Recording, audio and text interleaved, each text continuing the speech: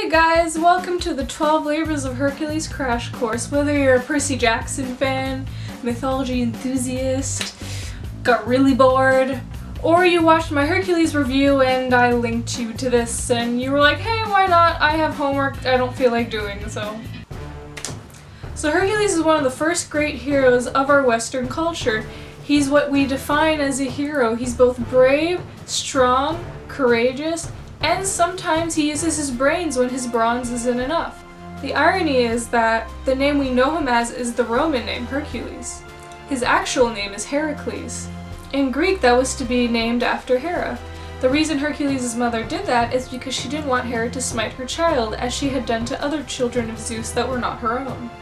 But it did not work. It actually angered Hera more, which is why when Hercules was all happy with his wife Megara and his 2 children, she made him go crazy and he ended up murdering his wife and children. When he had woke up from this madness Hera had put inside of him, he thought he had done it himself. The idea of a god doing it just never struck him. So he went to the god Apollo and said, Apollo, you can see the future. How can I appease for my sins? How can I get this darkness out of me?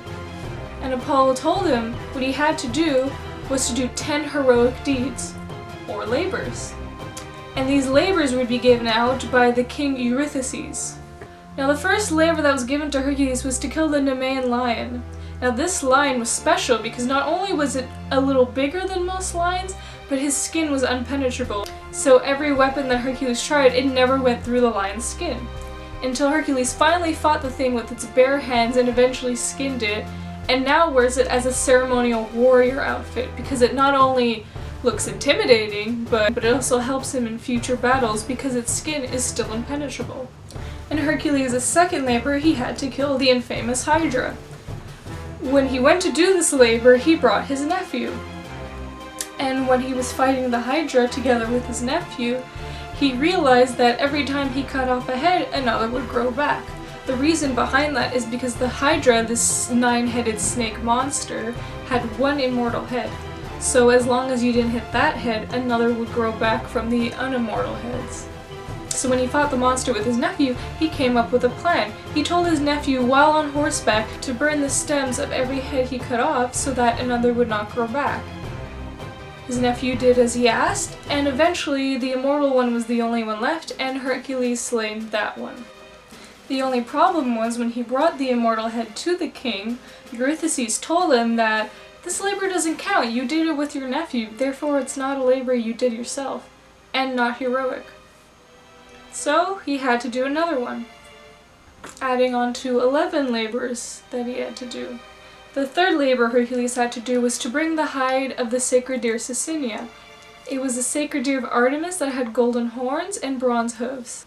And Hercules knew you can't slay a sacred animal, or the god or goddess of that animal will be very mad and might actually smite you. So what Hercules did was he tracked down the deer for a very long time until the deer got weary and a little weak. And when he thought the deer was going to get away, he shot the deer. While he was carrying the deer back to the king, he was met up with Artemis and Apollo. Now Artemis was very furious because, you know, he killed her sacred deer. This is something you don't do. But before she killed him, or punished him, Hercules told her the truth. He told her, the king told me I had to do this labor, it's in the prophecies, I have to do these labors in order to get the evilness outside of me and maybe be immortal, maybe Hera will leave me alone, I have to do this, you know? And the gods, they're very understanding when it comes to prophecies. They don't mess with the fate. And Apollo pretty much knew this already. I don't know why he didn't tell Artemis, but oh well. And Artemis said, you know what, you're right. I won't punish you. I'll heal this deer and you bring it to the king. So that's what happened. She healed the deer and he brought the deer to the king.